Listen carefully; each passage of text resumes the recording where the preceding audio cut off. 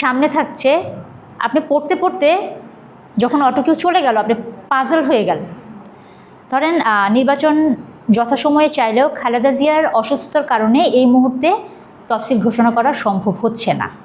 এরপর আপনার অটোকিউ চলে গেল, আপনি কি তাকিয়ে থাকবেন, পাজল হয়ে যাবেন? না, সাথে সাথে আপনাকে চলে আসতে হবে। একথা জানিয়েছেন দলটির আহ্বায়ক নাহিদ ইসলাম। নির্বাচনের কার্যক্রম স্থগিত চেয়ে যারা আদালতে গেছেন তাদের কড়া সমালোচনা করেছেন নাসিরউদ্দিন পাটোয়ারি। হ্যাঁ, স্ক্রিপ্টের জন্য যে ইনকেস অটোকিউ যদি চলে যায় তখন আপনাকে হার্ড কপি দেখে সেটাকে ম্যানেজ করতে হবে, এবং আপনি কতটা স্মার্টলি ম্যানেজ করবেন সেখানে আপনি আরেকজনের থেকে আলাদা। না, নিউজ তো না, লাইভ নিউজ রেকর্ড করা হবে না। 7টায় লাইভ, আমি যে লাইভ করছি রিপোর্টারের সাথে, এখন তো ওই মুহূর্তে সবই লাইভ, প্রত্যেক ঘন্টা নিউজই লাইভ। আপনাকে স্ক্রিপ্ট আগে থেকে দিবে, তার মানে কি নিউজটা রেডি হচ্ছে,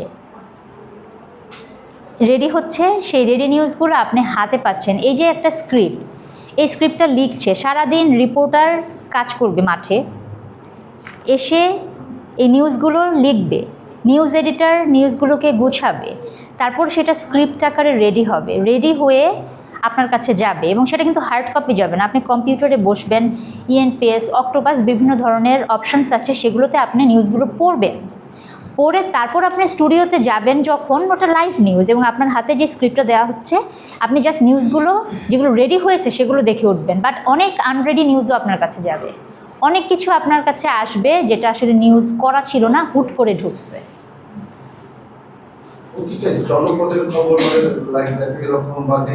সব লাইভ,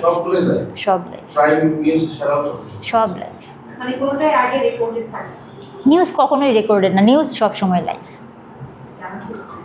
নিউজ সবসময় লাইভ, প্রতি ঘন্টা নিউজ, সকাল 7টা থেকে রাত 2টা পর্যন্ত যেসব যে চ্যানেলগুলোতে নিউজ হয় প্রত্যেক ঘন্টা নিউজ, শুধু প্রেজেন্টার চেঞ্জ হয়, ওরা এসে হয়তো নিউজ চেঞ্জ হতে থাকে সারাদিনই, প্রেজেন্টারও বিভিন্ন সময় চেঞ্জ হয়, বাট নিউজগুলো সবই লাইভ থাকে।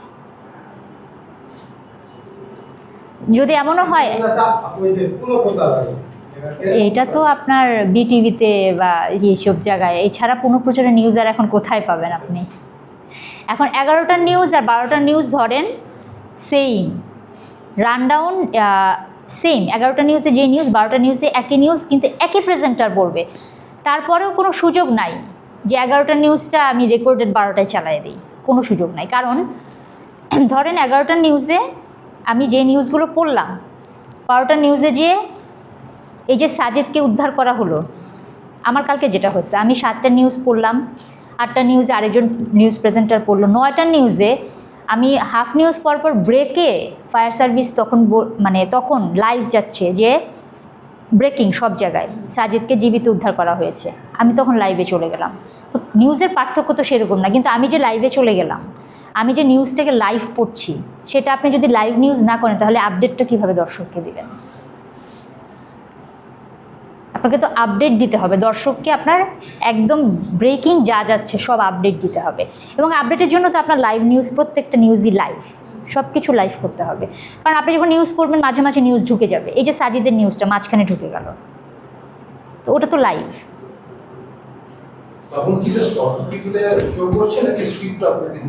তখন আমাকে স্ক্রিপ্ট, তখন অটোকিউ তো নিউজ আসেই নেই, তখন আমাকে স্ক্রিপ্ট একটা দিয়ে দেওয়া হয়েছে, এবং স্ক্রিপ্ট দেখে, শুধু স্ক্রিপ্টই না, স্ক্রিপ্টও আসলে আপডেটেড স্ক্রিপ্ট ছিল না, আমাকে বলা হয়েছে নুসরাত ওকে জীবিত উদ্ধার করা হয়েছে, আপনি এটা বলে দেন।